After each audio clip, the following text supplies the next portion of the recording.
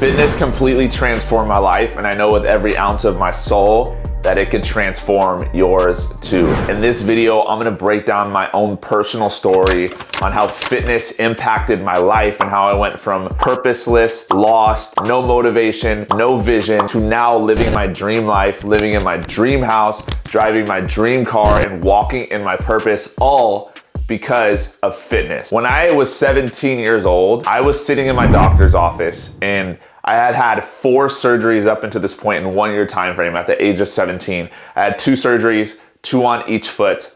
It started off with just a sprained ankle. I sprained my ankle in a basketball game. I went up for a layup. The guy came, took my legs out. I fell down and sprained my ankle. I thought it would only be a 6-week process. This one injury led to 1 surgery. I had an extra bone in the back of my foot called the os trigonum bone. This bone was removed, or the bone was removed in my right foot. It led to pain in my left foot. I had the same exact issue, and this is actually like a super rare condition. Only 15% of the people in the world have an os trigonum bone in the back of their ankle and their heel, and I was one of those 15% of the people. For most people that have this injury, it doesn't cause them any issues or problems, but because I had this ankle sprain, it had caused the bone to get dislodged from the back of my heel. And so I had the bone removed on my right foot, and I ended up having to need the bone removed on my left foot. And after I had those 2 surgeries, this is about an 8-week difference between the time frames, then I had pain in the front of my foot. So as you can imagine, I just had 2 surgeries on the back part of my foot, towards my ankle, towards my heel. Now I'm walking, I'm trying to rehab, I'm trying to get back into basketball. And at this point, I'm a junior in high school. My goal and my dreams are to become a professional basketball player. I wanted to go to the NBA. You know, when I was a freshman in high school, I actually played against Kawhi Leonard, and I always like to talk about that. And that was such a cool experience. I played varsity as a freshman. So my goals were to go to the NBA, and my aspirations were at least to play Division I basketball. So basketball was my everything. At this point, I'm 2 surgeries in. I still have hope. I still have like confidence that I'd be able to play again. And then before I knew it, I had this pain in the ball of my foot, on both feet. And at this point, I'm already 2 surgeries deep, and my foot surgeon's like, let's just do the surgeries. You're already this close to getting back on the court. Let's do the surgery. I had the surgery on my right foot, on the ball of my foot, surgery on the left foot, on the ball of my foot. And after those 2 procedures, the pain actually was worse. This was a surgery I probably should have never had in the first place, but obviously at the age of 17, I had no idea what I should and shouldn't be having. And after these 2 surgeries, I remember my pain was worse. I went through months and months of rehab. I found myself sitting in my doctor's office at the age of 17, and my doctor looking at me in the eyes and saying, Trent, you're probably never gonna be able to run again. And as you can imagine, as a 17-year-old kid, this was one of the most devastating things I could have ever been told in my entire life. I sat there in the doctor's office with tears streaming down my face, crying because I was so hurt, and I felt so empty because the one thing I loved doing, which was playing basketball, was just stripped away from me in one moment. And as you can imagine, the pain and trauma that caused me, not only physically, but also mentally, because now everything I had, all my eggs were in one basket, which was basketball. Now I could not focus on basketball. What else was I gonna do? And so this led me to feel so empty, to the point where I went to things like drugs, alcohol, women, pornography, like whatever I could to fill that tank and that void that led me empty. My identity was wrapped in basketball up until this point. You know, I was the basketball guy. I wore basketball clothes to school. I wore basketball clothes when I was doing anything else. When I had free time, I was playing basketball. Everything I did was to go to the NBA, and I could not do that anymore. I physically was unable to at the age of 17. What was I gonna do? This was actually the same injury and the same process that led me to the Lord, that led me to my faith in Jesus, because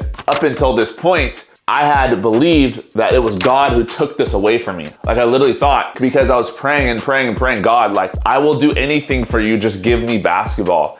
I will do anything for you, just heal my feet, heal my ankles, and my prayers weren't answered. Nothing happened. I said, I'll be sober. I actually went through a 10-month time frame during that year while I was sober, because I thought I had to earn God answering my prayers. And I was sober for 10 months, and I was like, what's even the point of this? Nothing's even happening. This led me down a road of just things I was not supposed to be doing, things I should not have been doing.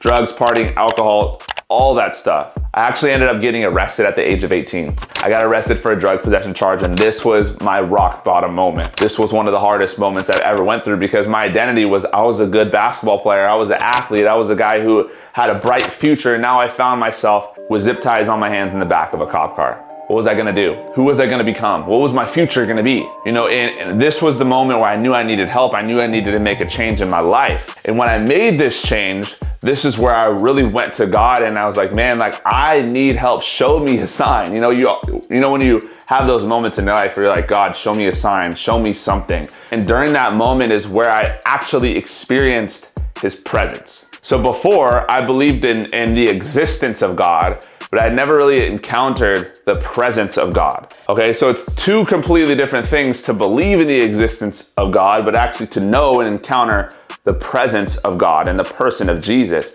When I encountered the person of Jesus, this is when everything shifted for me. This is when I realized that God's presence, his actual presence and like encountering him was better than any drug, any girl, any identity I could have found in basketball, any profession, any scholarship could have ever given me.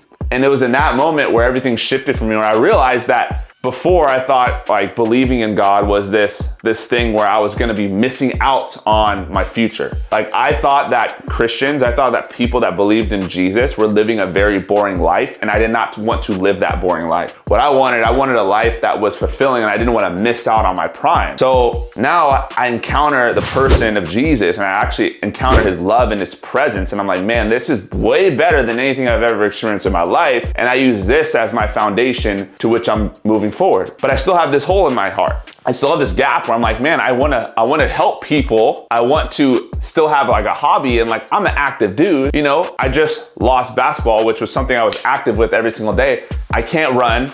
I don't know what other sport I'm gonna do. This led me to lifting. I was like, man, I wanna lift weights. And there was one breaking moment for me that actually shifted everything in my fitness journey. And it was actually when I watched a documentary called Pumping Iron.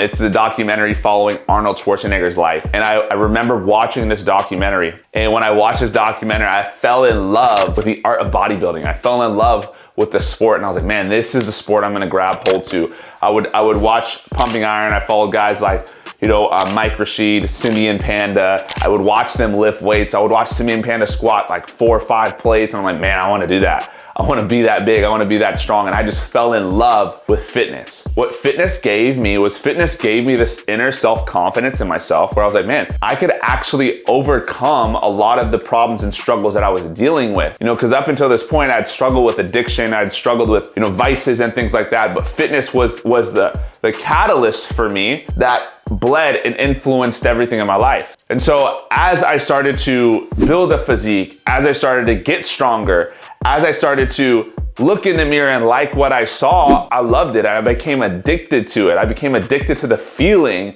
of becoming a better version of myself. And the thing that I talk about all the time is like fitness will bleed into every area of your life. Fitness will impact your finances. Fitness will impact your relationships. Fitness will impact your career. Like fitness will impact the way you think about yourself. Actually, going on a fitness journey changes everything, because one of my core beliefs is the way that you do one thing is the way you do everything. And so if you struggle with your eating, if you struggle with getting to the gym, if you struggle with waking up on time, the odds are you're gonna struggle in a lot of other areas of your life. And so when people come to me and they tell me how they're struggling in certain areas or they're lost in life, they don't know where to go, like one of my biggest encouragements is take control of your body. Like if you don't have control of your career, if you don't have control of your finances, if you don't have control of your relationships, take control of your body. Watch how it changes, watch how it shifts. And so I go through this process of body transformation. I go through medical school, I finish working, I finish my schooling, right? I get my dream job in orthopedic surgery. As I am going through school, as I'm working my job, I actually started to document my journey on social media. And this is kind of where everything all started. I documented my journey on social media, and